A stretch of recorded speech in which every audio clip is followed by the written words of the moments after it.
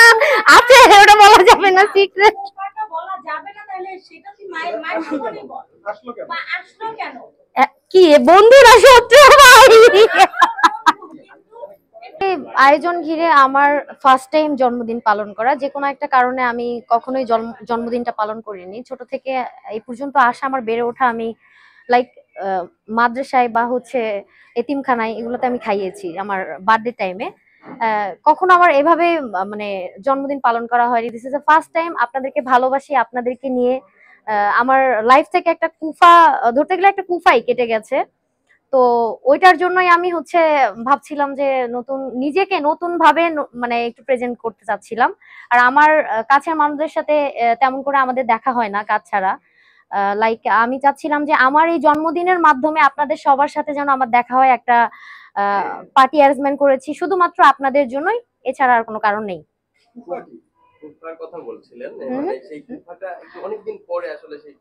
আমি জানি তো, এটা এটা যেহেতু বলতেছিলাম হেজিটেশন হচ্ছিল আমার, আপনারা প্রশ্ন করবেনই আমাকে। কুফা প্লাস হচ্ছে এটা বলতে গেলে আমার ফ্যামিলিগত একটা সমস্যা ছিল। আমাকে বলা হয়েছিল ছোটবেলা থেকে, আমাদের ফ্যামিলিতে এগুলো পছন্দ করে না জন্মদিন পালন করা। ম্যাক্সিমাম ফ্যামিলিতে এরকম হয়, আপনারা জানেন যে বার্থডে পালন করা তারা হচ্ছে অন্য কিছু মিন করে, যে বার্থডে কেউ পালন করে নাকি। যাই হোক, সেই সেই সফটটা আমার ক্লোজ হয়ে গেছে। আর বিশেষ করে আমার নানুকে আমি কথা দিয়েছিলাম যে সে বেঁচে থাকতে কখনোই আমি জন্মদিন পালন করব না, বা সে মৃত্যুর আগে আমাকে বলে গেছে যে আমার কিছু কিছু শখ ছিল যেগুলো আমি পূরণ করতে পারি নাই। আমার নানুকে আমি অনেক লাভ করি, অনেক ভালোবাসি তাকে, তাকে আমি খুব মিস করছি। আমি সবসময় চেয়েছিলাম তাকে নিয়ে আমার এই সুন্দর মুহূর্তটা কাটাবো, বা সেটা পছন্দ করে না বিধায় আমি তাকে নিয়ে এটা কখনো করতে পারি নাই। আর বিশেষ করে আমি আমার ফ্যামিলি বা কোনো রিলেটিভকে আমি ক্যামেরার সামনে খুব কম আনাই হয় না এক কথায়। আর এই জন্যই উনি আমাকে বলে গেছে যে তুমি তোমার মতো করে লাইফটাকে লিড করো, তুমি তোমার মতো করে চলো, আমার আর কোনো সে নাই। উনি আজকে আমাদের মাঝে নাই।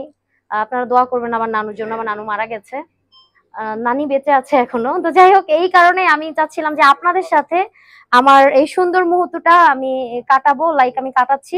আমার খুবই ভালো লাগছে আপনাদেরকে দেখে, যে আপনারা আমার ডাকে সাড়া দিয়েছেন বা আপনারা আসছেন, আমাকে ভালোবেসেই আসছেন। আমার ভীষণ ভালো লাগছে, আপনারাই আমার পরিবার। আর কিছু না না না আছে, ওটা বলা যাবে না, সিক্রেট বলা যাবে না। তাহলে সেটা তুই মায়ের সামনে বল, আসলো কেন? মা আসলো কেন? কি বন্ধুরা শত্রু ভাই?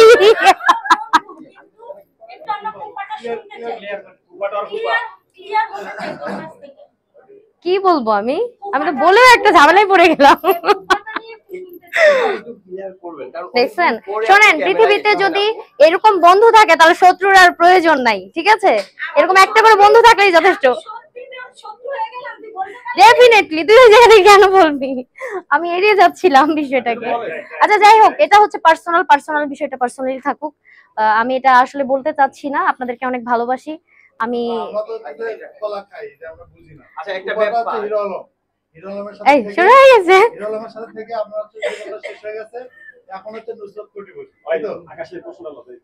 ধরেন ধরেন ক্যামেরা প্লিজ।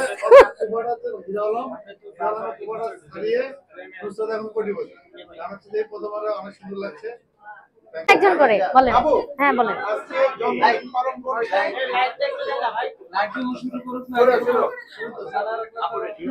আজকে জন্মদিন পালন করছেন, জমকালো একটা আয়োজন, মানে এই আয়োজনটা ঘিরে বলবেন